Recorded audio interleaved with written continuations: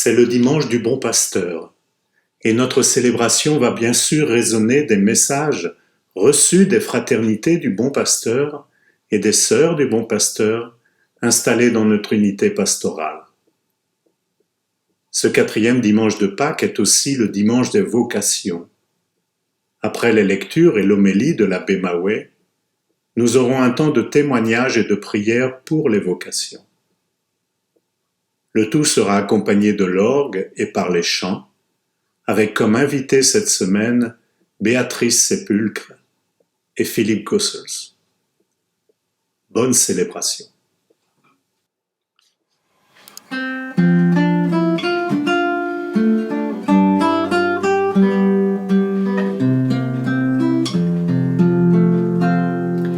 Je suis le bon berger, je connais mes brebis et mes brebis me connaissent. Je suis le bon berger, je leur donne ma vie et toute ma tendresse. Chacune de mes brebis reconnaît ma voix. Si je viens en pleine nuit, vite on m'ouvrira. Je suis le bon berger, je connais mes brebis et mes brebis me connaissent. Je suis le bon berger, je leur donne ma vie et toute ma tendresse. Mais si le portier s'endort dans ma bergerie, les pillards viendront alors voler mes brebis. Je suis le bon berger, je connais mes brebis et mes brebis me connaissent. Je suis le bon berger, je leur donne ma vie et toute ma tendresse. Mes brebis ne savent pas suivre un étranger, elles reconnaissent à la voix tous les faux bergers. Je suis le bon berger, je connais mes brebis et mes brebis me connaissent. Je suis le bon berger, je leur donne ma vie et toute ma tendresse. J'ai beaucoup d'autres brebis loin de cet enclos. Je les conduirai ici avec mon troupeau. Je suis le bon berger, je connais mes brebis et mes brebis me connaissent. Je suis le bon berger, je leur donne ma vie et toute ma tendresse.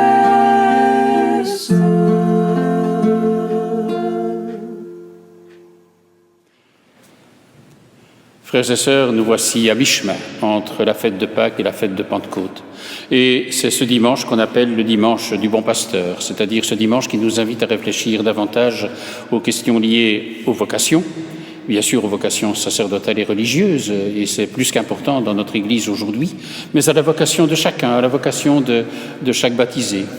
À découvrir aussi, à travers finalement les témoignages des personnes qui nous rejoindront, quels sont les chemins, parfois insoupçonnés, que Dieu prend pour nous rejoindre. Mais avant cela, nous voulons rejoindre chez nous, je dirais ici à Stockel-au-Bois, dans la paroisse Saint-Alix, des communautés, des fraternités qui vivent de la spiritualité du bon pasteur et qui portent le nom du bon pasteur. Ce seront les sœurs du bon pasteur. Il y aura le témoignage de sœur Odile et sœur Nathalie. Mais avant cela, nous allons rejoindre les fraternités du bon pasteur qui nous apportent leur témoignage aussi. Comment vivre du Christ bon pasteur au bon pasteur.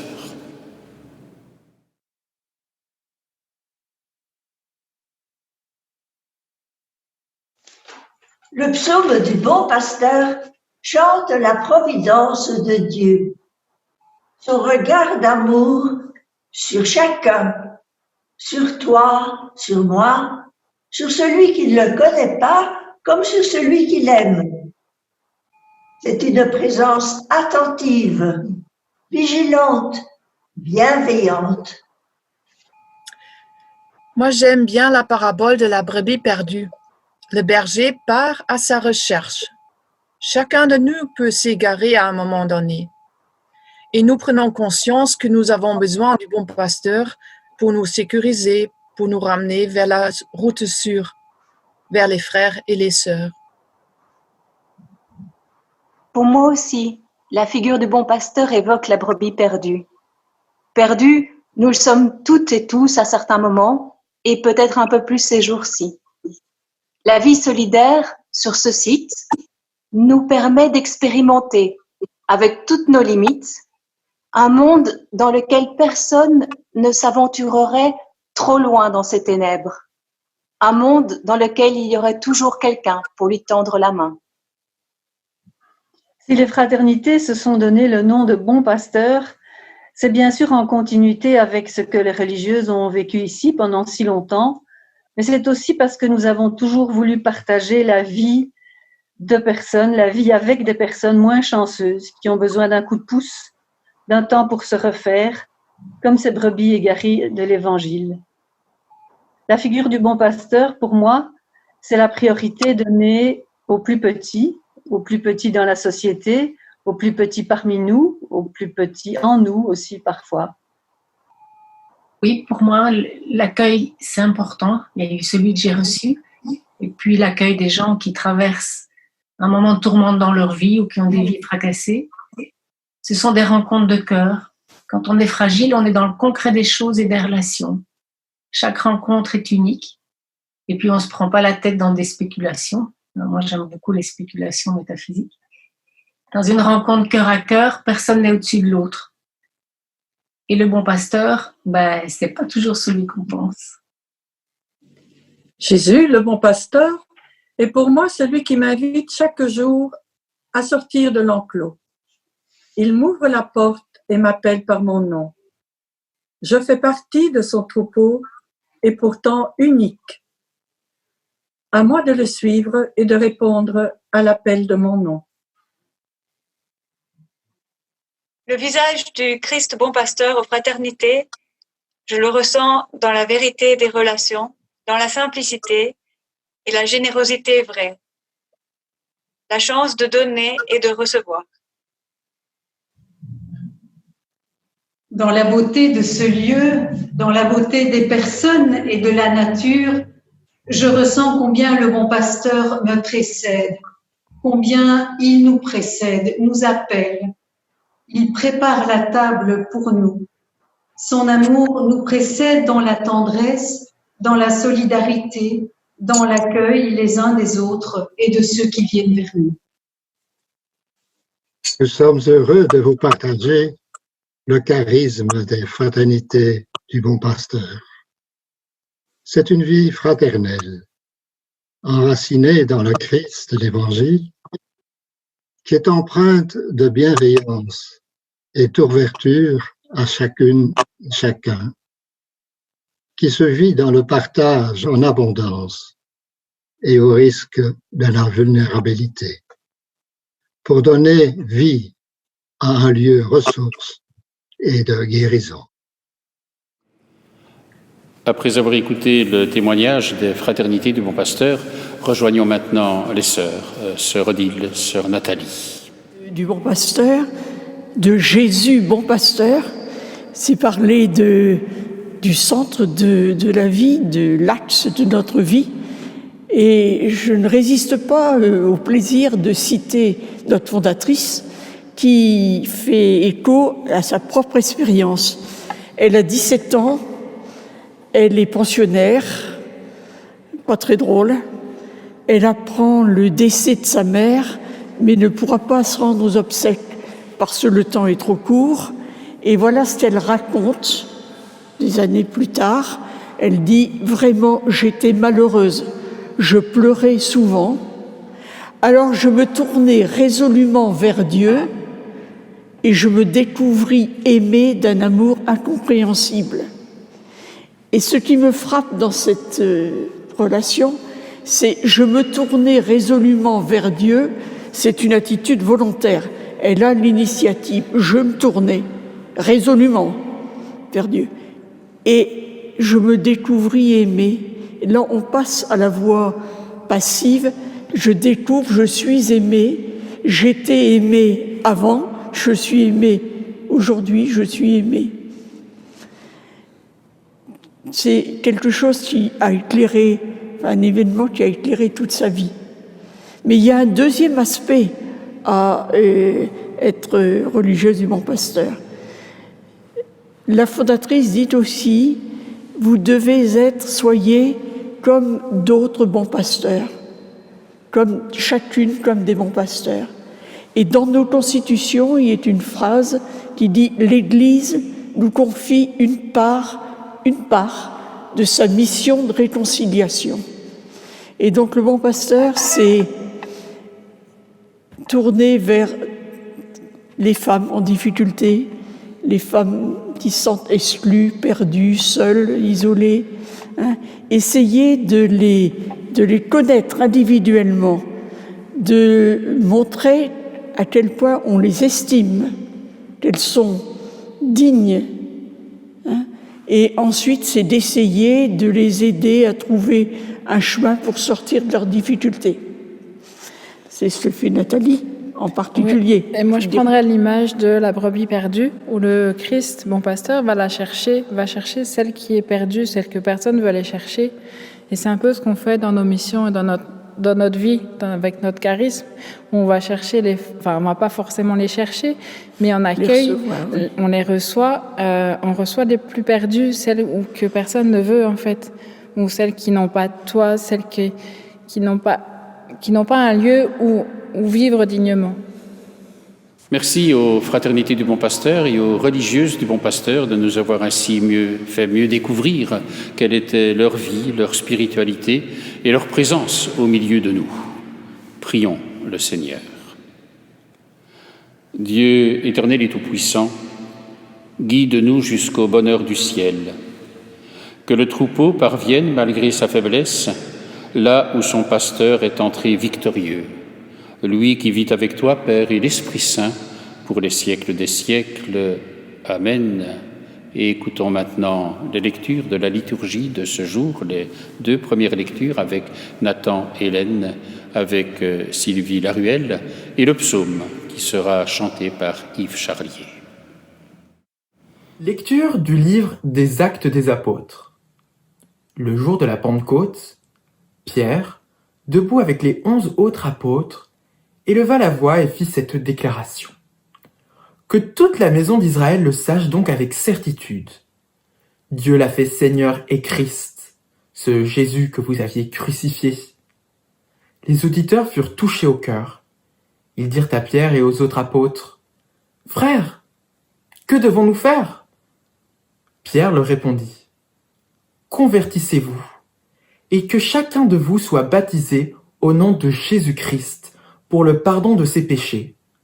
Vous recevrez alors le don du Saint-Esprit.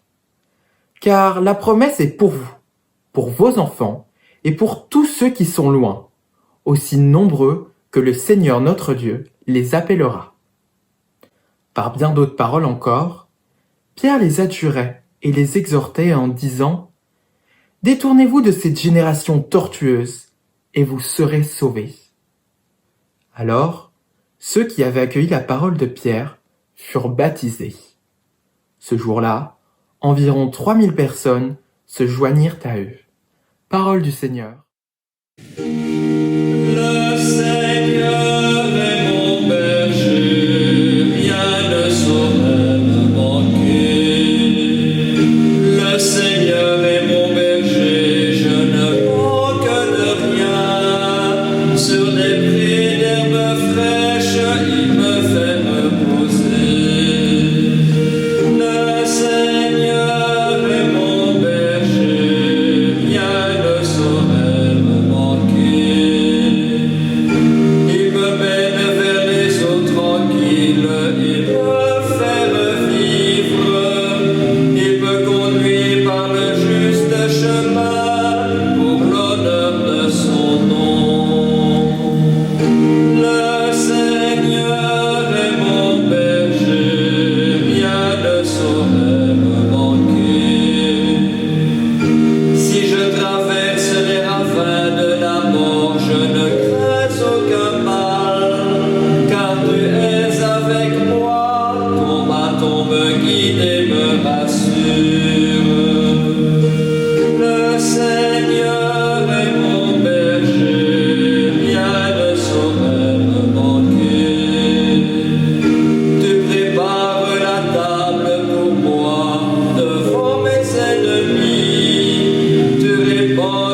feu sur ma tête, ma coupe est débordante. Le Seigneur est mon berger, rien ne saurait me manquer. Grâce et bonheur m'accompagnent tous les jours de ma vie. J'habiterai la maison du Seigneur pour la durée de mes jours. Le Seigneur est mon berger, rien ne saurait me manquer. Lecture de la première lettre de Saint Pierre apôtre. Bien-aimés, si vous supportez la souffrance pour avoir fait le bien, c'est une grâce aux yeux de Dieu. C'est bien à cela que vous avez été appelés, car c'est pour vous que le Christ, lui aussi, a souffert. Il vous a laissé un modèle afin que vous suiviez ses traces. Lui n'a pas commis de péché. Dans sa bouche, on n'a pas trouvé de mensonge. Insulté, il ne rendait pas l'insulte. Dans la souffrance, il ne menaçait pas, mais il s'abandonnait à celui qui juge avec justice. Lui-même a porté nos péchés dans son corps sur le bois, afin que, morts à nos péchés, nous vivions pour la justice. Par ses blessures, nous sommes guéris, car vous étiez errants comme des brebis, mais à présent, vous êtes retournés vers votre berger, le gardien de vos âmes. Parole du Seigneur.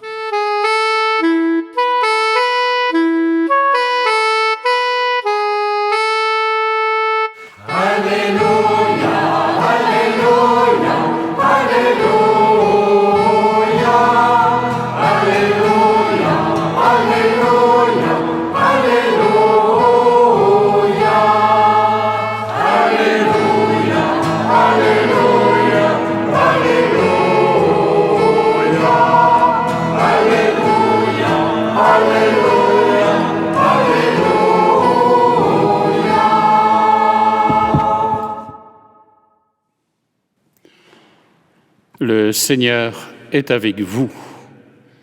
Évangile de Jésus-Christ selon saint Jean. Gloire à toi, Seigneur. En ce temps-là, Jésus déclara : Amen, amen, je vous le dis, celui qui entre dans l'enclos des brebis sans passer par la porte, mais qui escalade par un autre endroit, celui-là est un voleur et un bandit.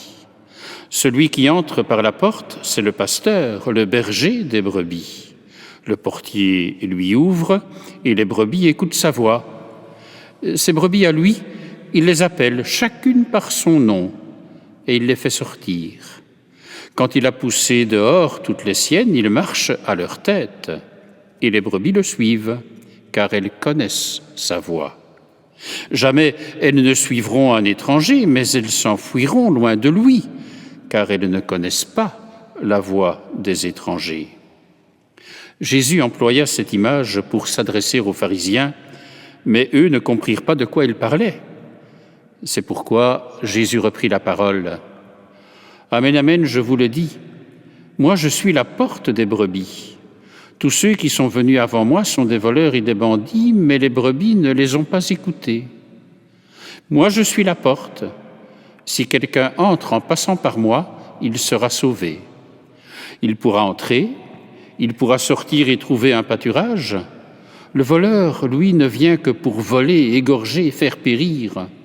Moi, je suis venu pour que les brebis aient la vie en abondance. Acclamons la parole de Dieu. Louange à toi, Seigneur Jésus.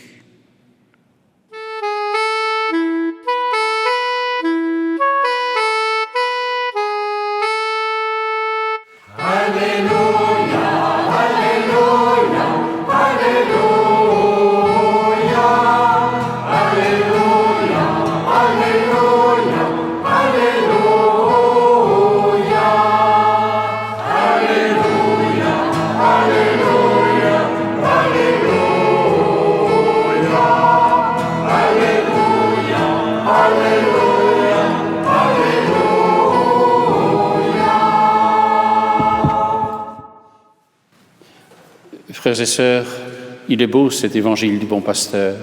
Jésus qui nous dit « Je suis le bon berger ». Aujourd'hui qui nous dit « Je suis la porte ». Elle est belle cette image. Et avez-vous remarqué lorsqu'on parle ainsi du berger, c'est celui qui est à l'avant du troupeau. Il est celui qui appelle et qui donc laisse toute la liberté à ceux et celles qui veulent le suivre.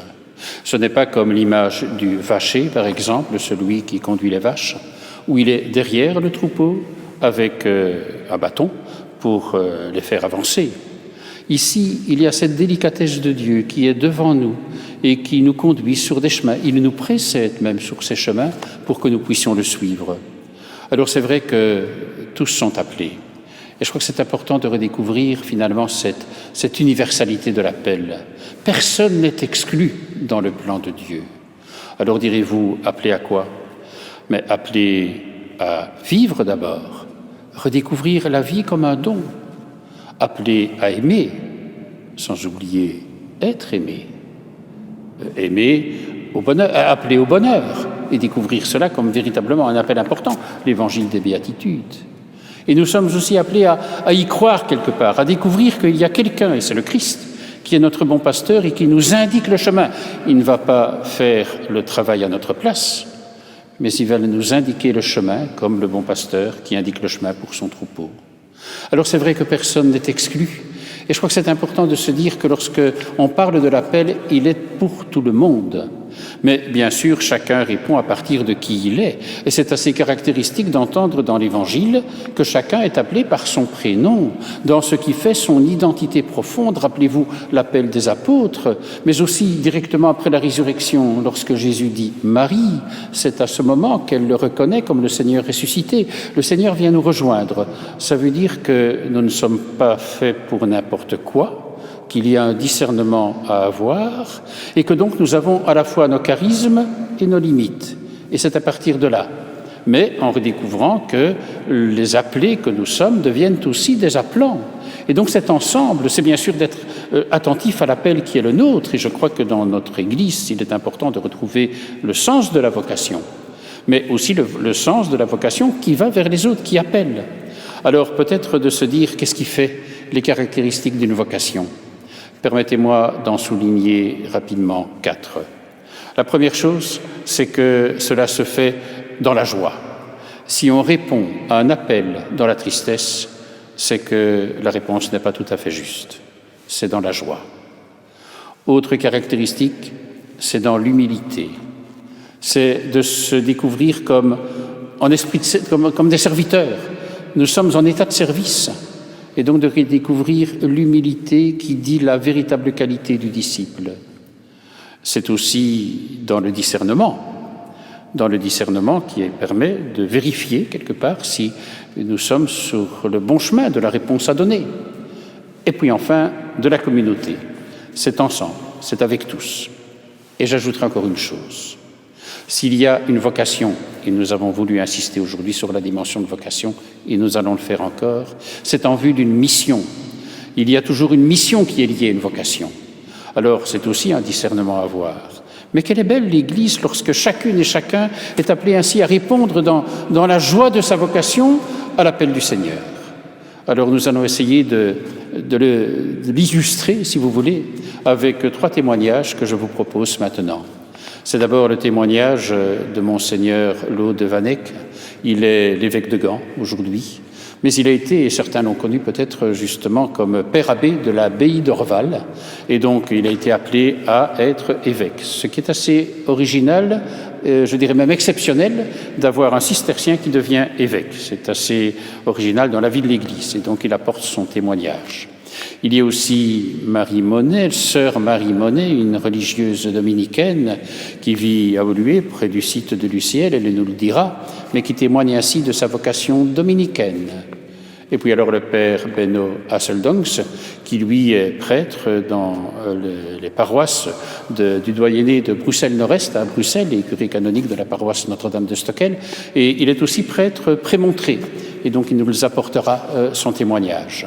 Alors que nous puissions véritablement aujourd'hui être à l'écoute de ceux qui sont ces témoins, et nous le sommes aussi, Et nous terminerons cette séquence des 3 intervenants par rapport au témoignage donné de la vocation par une belle prière pour les vocations qui nous sera proposée après ce témoignage. Amen. Comment est-ce que j'ai perçu ma vocation religieuse? D'abord, c'est quoi une vocation? J'ai pensé très souvent qu'on peut résumer le mieux la vocation en ces termes: c'est le lieu où tu aimes le plus Dieu et les hommes. Dieu et les hommes, les deux. C'est le double commandement de la charité dans l'Évangile. Dieu, c'est la parole pour moi. Pourquoi je dis pour moi? Parce que dans mon propre cheminement, j'ai découvert la foi en lisant et en priant aussi petit à petit l'Écriture. C'est un des volets très importants dans la vocation. Le deuxième volet, ce sont les personnes. Les personnes qui m'ont guidé sans le savoir souvent, qui peut-être ne parlaient pas de choses religieuses, mais qui ont été importantes pour le sens de ma vie. Et la rencontre entre la parole et la réalité humaine ont fait qu'un jour, j'ai dit, tiens, maintenant je sens ce que c'est. Ce que c'est, c'était quoi? Dans mon cas, c'était l'abbaye d'Orval. Un ami m'a entraîné vers l'abbaye contre moi-même parce que je cherchais vraiment autre chose, quelque chose de beaucoup plus social ou artistique ou intellectuel. Je suis arrivé à Orval et après 2 jours, j'ai eu le sentiment qu'il y avait une exigence intérieure, que répondre à la volonté de Dieu, comme je lisais dans la Bible, c'était ça, c'était là.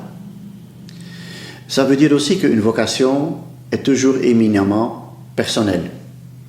Évidemment, la parole de Dieu s'adresse à tout le monde. Et tout le monde aurait pu rencontrer les personnes que moi j'ai rencontrées. En principe du moins. Mais c'est moi qui les ai rencontrées à ce moment-là.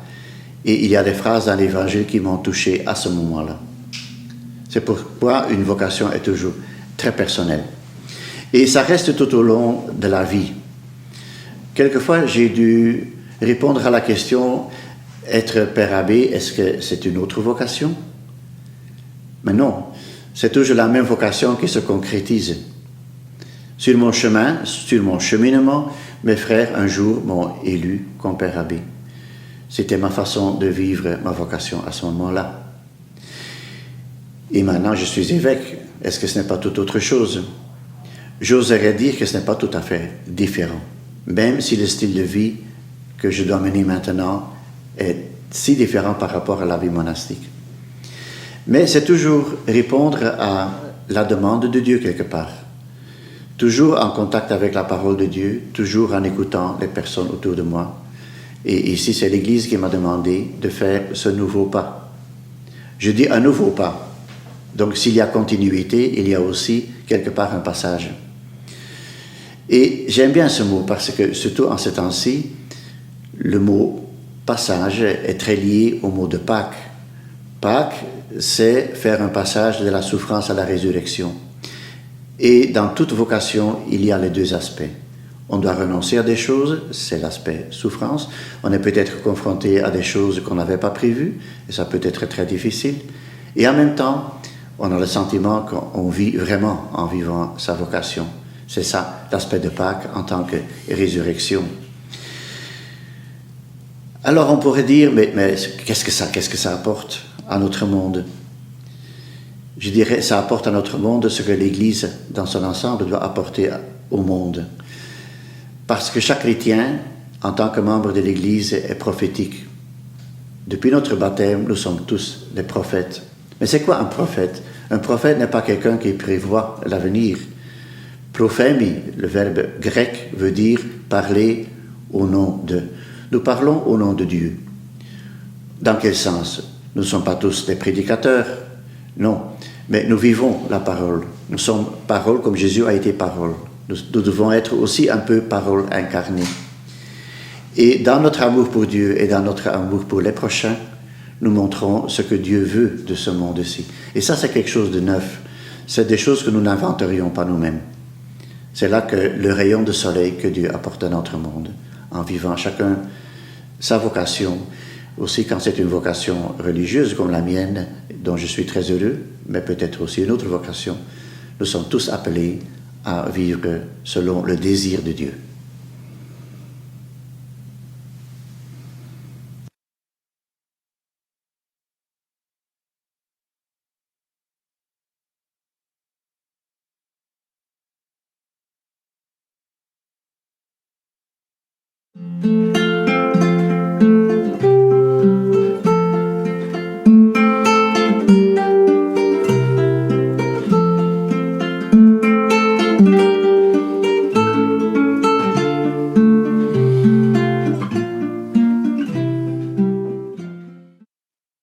Bonjour à toutes et toutes. Je suis très heureuse de vous rejoindre pour ce dimanche qu'on appelle le dimanche du bon pasteur. Je suis religieuse dominicaine depuis maintenant presque 20 ans parce que je suis rentrée très jeune dans la vie religieuse après des études de droit, de philo et d'histoire. Aujourd'hui, ça fait 20 ans que je chemine dans l'ordre des prêcheurs. C'est un ordre qui a été fondé au XIIIe siècle par saint Dominique et qui, au cours des siècles, s'est beaucoup modernisé, a changé parfois sa manière de vivre et peut-être pas l'essentiel, mais les formes ont beaucoup évolué. Alors aujourd'hui, je me présente devant vous dans mon habit dominicain. C'est cette espèce de combat de la lumière dans les ténèbres de l'existence et les ténèbres du mal, le noir que symbolise ce voile, et donc cet habit très blanc qui symbolise la lumière.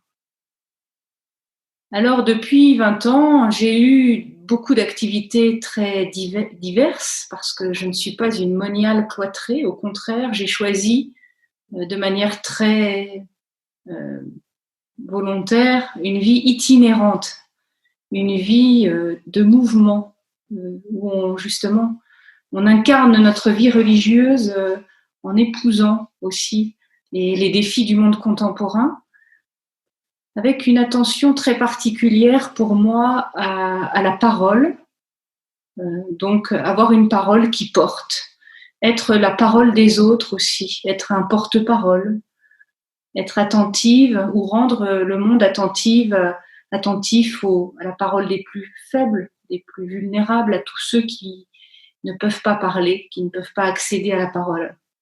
Et donc, petit à petit, j'espère devenir dominicaine, c'est-à-dire devenir une femme de parole.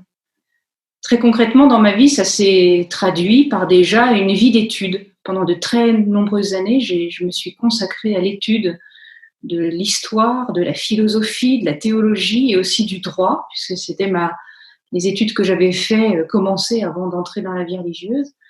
Et au terme de tout ce parcours, j'ai pu soutenir une première thèse de doctorat en droit international, et une deuxième thèse en théologie.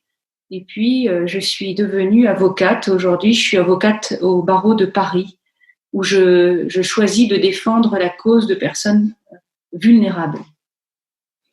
Voilà un peu mon parcours, une femme de parole. J'ai aussi à cœur une cause, c'est que toutes les femmes puissent, dans la société et dans l'Église tout particulièrement, accéder elles aussi à des espaces de parole où elles puissent exprimer ce qu'elles vivent, exprimer leur manière de voir, de dire, de concevoir Dieu. J'aimerais que les femmes puissent progressivement prêcher l'Évangile, y compris dans la liturgie, au cœur de nos liturgies. Je pense que les femmes ont quelque chose à dire qui est tout à fait complémentaire avec une parole masculine.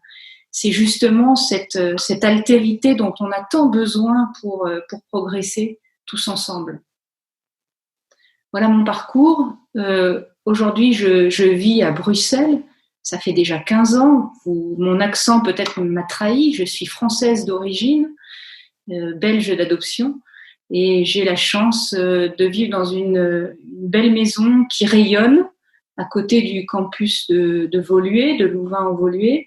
Nous y accueillons des étudiants. C'est une maison très ouverte sur le monde.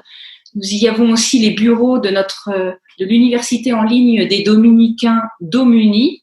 Vous pouvez visiter le site. C'est une université numérique qui permet à plusieurs milliers d'étudiants du monde entier de se former en philosophie, en théologie, mais aussi en histoire de l'art, en histoire, que des disciplines passionnantes qui nourrissent l'âme et aussi la vie. Voilà un peu mon parcours. C'est un parcours difficile. Être religieuse aujourd'hui, c'est exigeant. Ce n'est pas très reconnu dans la société, même pas reconnu du tout. On se demande si c'est pas quelque chose qui appartient au passé. Moi, à ces interrogations-là, je n'ai pas de réponse. Je n'ai comme réponse que ma vie, et ma vie qui se déroule jour après jour.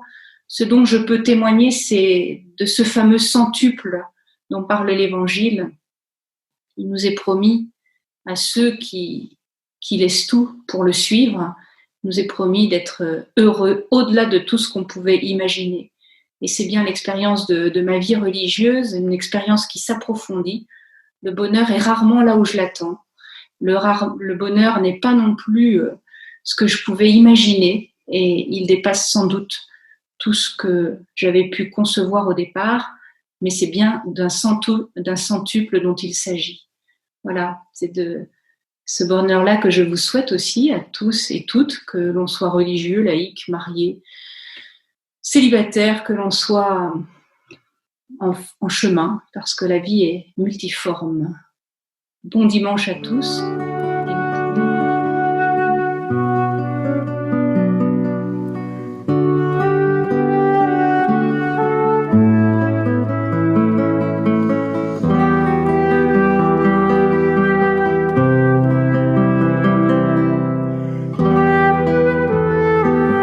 Parler de ma vocation.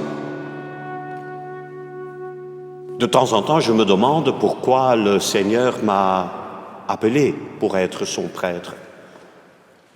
Je me retrouve dans les paroles de sainte Thérèse de Lisieux, qui un jour a dit « Si le Seigneur aurait pu trouver quelqu'un qui aurait été plus faible, plus insignifiante que moi, il l'aurait choisi. » Je ne sais pas pourquoi le Seigneur m'a appelé. Mais dès mon enfance, j'ai senti cet appel. Je voulais devenir prêtre. Mais avant de vouloir devenir prêtre, j'avais reçu déjà la foi. Je suis grandi dans une famille croyante, catholique. Et je me rappelle très bien, quand j'avais 4-5 ans, je ne sais plus précisément, j'étais à la messe avec ma maman. Et je ne pouvais pas voir l'autel, j'étais trop petit. Il n'y avait que des adultes autour de moi. Et tout d'un coup, j'entends sonner la clochette pour la consécration. Et je demandais à ma maman, « Maman, c'est quoi ?» Et ma maman a répondu, « Chut, c'est Jésus qui descend sur l'autel. » Et ça m'a vraiment impressionné. Je m'imaginais déjà le Christ descendre triomphalement sur l'autel. Après, j'ai appris que ça se faisait d'une autre façon. Mais la présence réelle du Christ est quelque chose de très important pour moi. D'abord dans l'Eucharistie, mais aussi dans la vie. Le Christ est vivant. Le Christ est là.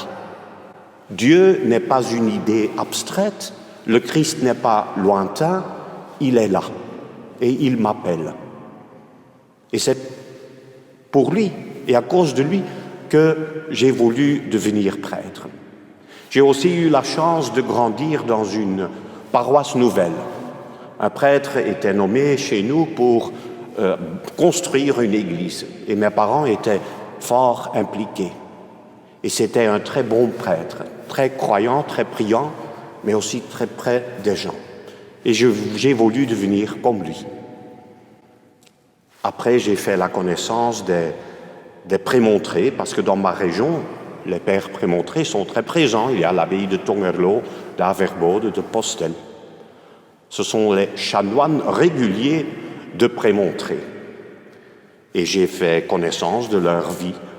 J'ai aimé leur liturgie, le sens de la communauté, la spiritualité augustinienne, et j'ai voulu devenir un des leurs.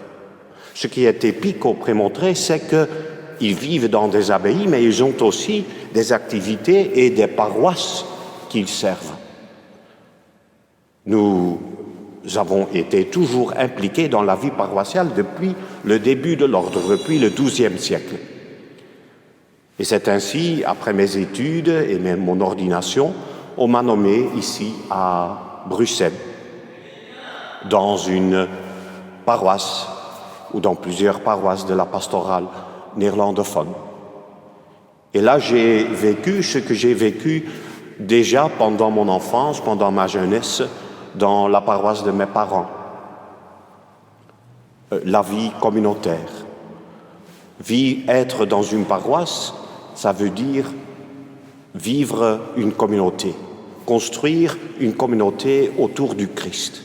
C'est ça la vie d'un chrétien, c'est ça la vie d'un prêtre. Et j'essaye de le vivre maintenant, dans la réalité d'aujourd'hui. Mais ce que je sais, c'est que le Christ est là et que c'est autour de lui que nous formons une communauté. C'est autour de lui que nous essayons de vivre ensemble et de témoigner de son évangile.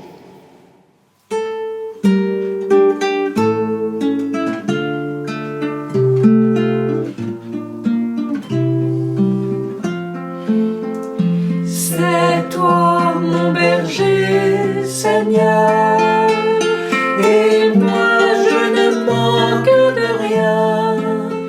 C'est toi mon berger, Seigneur, c'est toi qui me conduis.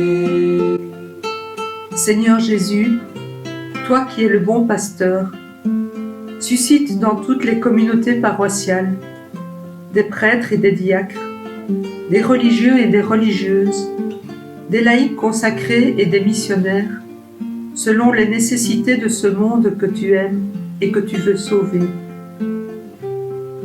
Fortifie nos familles pour qu'elles témoignent de la beauté de l'amour vrai et du don de la vie. Toi, le berger de toutes les brebis, ouvre le cœur de nombreux jeunes pour qu'ils entendent ton appel. Nous te confions en particulier notre communauté. Crée en nous le climat spirituel des premiers chrétiens, afin que nous puissions être un cénacle de prière, accueillant avec amour l'Esprit Saint et ses dons. Assiste nos pasteurs et toutes les personnes qui se consacrent à toi. Guide les pas de ceux qui ont accueilli ton appel et soutiens-les dans leur mission. Tourne ton regard d'amour vers tant de jeunes bien disposés et invite-les à te suivre aujourd'hui et pour toujours. Amen. Avec le Christ, nous prions cette prière qu'il nous a donnée et que nous ne voulons jamais oublier. Notre Père qui es aux cieux, que ton nom soit sanctifié, que ton règne vienne, que ta volonté soit faite sur la terre comme au ciel. Donne-nous aujourd'hui notre pain de ce jour. Pardonne-nous nos offenses comme nous pardonnons aussi à ceux qui nous ont offensés. Et ne nous laisse pas entrer en tentation, mais délivre-nous du mal. Amen.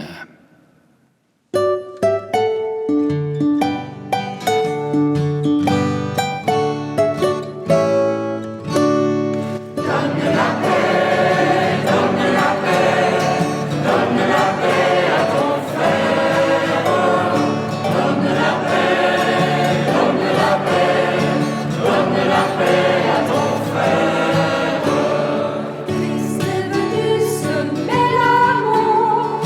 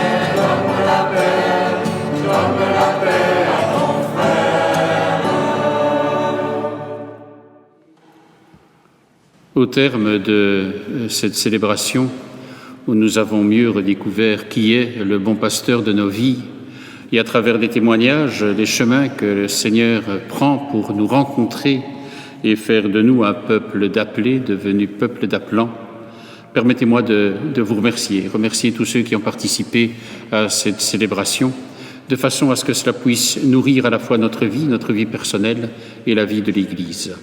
Alors concluons notre prière. Dieu, qui peut mettre au cœur de tes fidèles un unique désir, donne à ton peuple d'aimer ce que tu commandes et d'attendre ce que tu promets, pour qu'au milieu des changements de ce monde, nos cœurs s'établissent fermement là où se trouvent les vraies joies. Nous te le demandons par Jésus-Christ, ton Fils, notre Seigneur et notre Dieu, qui vit avec toi, Père et l'Esprit Saint, pour les siècles des siècles. Amen. Que le Seigneur, en sa grande tendresse, nous bénisse et qu'il nous garde, lui qui est Père, Fils et Saint-Esprit. Amen. Restons et puis allons dans la paix du Christ. Nous rendons grâce à Dieu.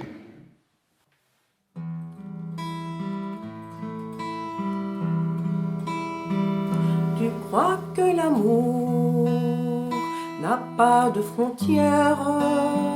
Tu crois que donner ouvre un avenir? Tu crois que sourire peut plus qu'une guerre? Tu crois en Dieu qui croit en l'homme? Tu crois en Dieu qui croit en toi?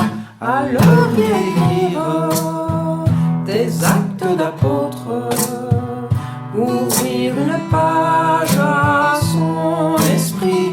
Alors viens écrire tes actes d'apôtre, une page avec lui. Tu crois en un Dieu aimant comme un père. Tu crois qu'en ses mains tout est création. Tu crois qu'il t'attend pour bâtir la terre. Tu crois en Dieu qui croit en l'homme, tu crois en Dieu qui croit en toi. Alors viens écrire tes actes d'apôtre, ouvrir une page à son esprit. Alors viens écrire tes actes d'apôtre, une page avec lui. Tu crois qu'en Jésus, Dieu s'est fait tout proche. Tu crois que sa vie a vaincu la mort. Tu crois qu'aujourd'hui, encore il s'approche. Tu crois en Dieu qui croit en l'homme. Tu crois en Dieu qui croit en toi. Alors viens écrire tes actes d'apôtre, ouvrir une page à son esprit. Alors viens écrire tes actes d'apôtre, une page avec lui. Tu crois que chacun est pierre d'église. Tu crois que l'esprit nous met en chemin. Tu crois en la vie que Dieu a promise. Tu crois en Dieu qui croit en l'homme. Tu crois en Dieu qui croit en toi. Alors viens écrire tes actes d'apôtre,